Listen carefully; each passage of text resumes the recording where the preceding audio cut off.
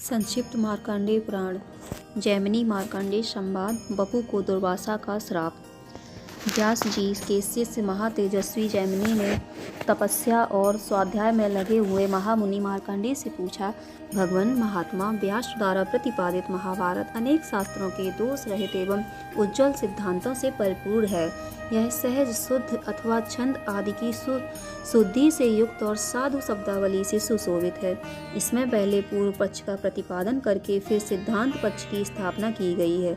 जैसे देवताओं में विष्णु, मनुष्यों में ब्राह्मण तथा संपूर्ण आभूषणों में चूड़ामणि श्रेष्ठ है। जिस प्रकार आयुधों में वज्र और इंद्रियों में मन प्रधान माना गया है, उसी प्रकार समस्त शास्त्रों में महाभारत उत्तम बताया गया है। इसमें धर्म, अर्थ, काम और मोक्ष इन चारों पुरुषार्थों का वर्णन है। वे पुरुषार्थ कहीं तो परस्पर संबंध हैं और कहीं पृथक पृथक वर्णित हैं। इसके सिवा उनके अनुबंधों, विषय, संबंध, प्रयोजन और अधिकारी का भी इसमें वर्णन किया गया है। भगवान, इस प्रकार यह महाभारत उपाख्यान वेदों का विस्तार रूप है। इसमें बहुत से विषयों का प्रतिपादन किया गया है। मैं ऐसे यथार्थ रूप से जानना चाहता हूँ और इसीलिए आपकी सेवा में उपस्थित हुआ हूँ।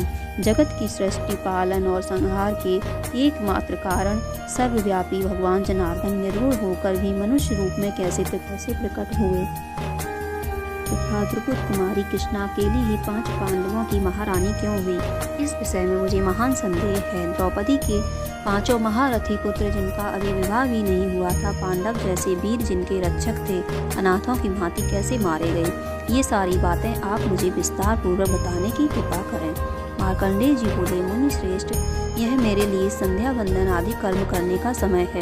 तुम्हारे प्रश्नों का उत्तर विस्तार पूर्वक देना है, अतः उसके लिए यह समय उत्तम नहीं है। जैमिनी, मैं तुम्हें ऐसे पक्षियों का परिचय देता हूँ जो तुम्हारे प्रश्नों का उत्तर देंगे और तुम्हारे संदेह का निवारण करेंगे। द्रौड़ नामक पक्षी के 4 पुत्र हैं, जो सब पक्षियों में श्रेष्ठ, तत्वज्ञ तथा शास्त्रों का चिंतन करने वाले हैं। उनके नाम हैं जिनराज, विबोध, सुपुत्र और सुमुख। वेदों और शास्त्रों के तात्पर्य को समझने में उनकी बुद्धि कभी कुंठित नहीं होती। वे चारों पक्षी विंध्य पर्वत की कंदरा में निवास करते हैं। तुम उन्हीं के पास जाकर ये सभी बातें पूछो। जैमिनी ने कहा, ब्राह्मण, यह तो बड़ी अद्भुत बात है कि पक्षियों की बोली मनुष्यों के समान हो। पक्षी होकर भी उन्होंने अत्यंत दुर्लभ विज्ञान प्राप्त किया है। यदि तिर्यक योनि में उनका जन्म हुआ है तो उन्हें ज्ञान कैसे प्राप्त हुआ? वे चारों पक्षी द्रौड़ के पुत्र कैसे बतलाए जाते हैं? विख्यात पक्षी द्रौड़ कौन हैं जिनके 4 पुत्र ऐसे ज्ञानी हुए? उन गुणवान महात्मा पक्षियों को धर्म का ज्ञान किस प्रकार हुआ? मार्कंडेय जी बोले, मुझे ध्यान देकर सुनो। पूर्व काल में नंदनवन के भीतर जब देव ऋषि नारद, इंद्र और अप्सराओं का समागम हुआ था, उसी समय की घटना है। एक बार नारद जी ने नंदनवन में देवराज इंद्र से भेंट की। उनकी दृष्टि पड़ते ही इंद्र उठकर खड़ी हो गई और बड़े आदर के साथ अपना सिंहासन उन्हें बैठने को दिया। वहाँ खड़ी हुई अप्सराओं ने भी देव ऋषि नारद को विनीत भाव से नमस्कार झुकाया। उनके द्वारा पूजित हुए नारद जी ने इंद्र के बैठ जाने पर यथायोग्य कुशल प्रश्न के अनंतर बड़ी मनोहर कथाएं सुनाई। उस बातचीत के प्रसंग में ही इंद्र ने महामुनि नारद से कहा, देवर्षि, इन अप्सराओं में जो आपको प्रिय जान पड़े उसे आज्ञा दीजिए, यहाँ नृत्य करें। रंभा, मिश्रकेशी, उर्वशी, तिलोत्तमा, घृताक्षी अथवा मेनका, जिसमें आपकी रुचि हो उसी का नृत्य देखिए। इंद्र की यह बात सुनकर द्विजश्रेष्ठ नारद जी ने विनयपूर्वक खड़ी हुई अप्सराओं से कुछ सोचकर कहा, तुम सब लोगों में से जो अपने को रूप और उदारता आदि गुणों में सबसे श्रेष्ठ मानती हो, वही मेरे सामने यहाँ नृत्य करे। मार्कंडेय जी कहते हैं, मुनि की यह बात सुनते ही वे विनीत अप्सराएं एक एक करके आपस में कहने लगीं, अरे मैं ही गुणों में सबसे श्रेष्ठ हूँ, तू नहीं। इस पर दूसरी कहती है, तू नहीं, मैं श्रेष्ठ हूँ। उनका वह अज्ञानपूर्ण विवाद देखकर इंद्र ने कहा, अरे मुनि से ही पूछ लो, वे ही बताएंगे कि तुम लोगों में सबसे अधिक गुणवती कौन है। इस प्रकार उनके पूछने पर नारद जी ने कहा, जो गिरिराज हिमालय पर तपस्या करने वाले मुनि श्रेष्ठ दुर्वासा को अपनी चेष्टा से क्षुब्ध कर देंगी, उसी को मैं सबसे अधिक गुणवती मानूंगा। उनकी बात सुनकर सबकी गर्दन हिल गई। सबने एक दूसरे से कहना आरंभ कर दिया, हमारे लिए यह कार्य असंभव है। उन अप्सराओं में एक का नाम बपू था। उसके मन में मुनियों को विचलित कर देने का गर्व था। उसने नारद जी को उत्तर दिया, जहाँ दुर्वासा मुनि रहते हैं वहाँ आज मैं जाऊँगी। दुर्वासा मुनि को जो शरीर रूपी रथ का संचालन करते हैं, जिन्होंने इंद्रिय रूपी घोड़ों को उस रथ में जोत रखा है, एक अयोग्य सारथी सिद्ध कर दिखाऊंगी।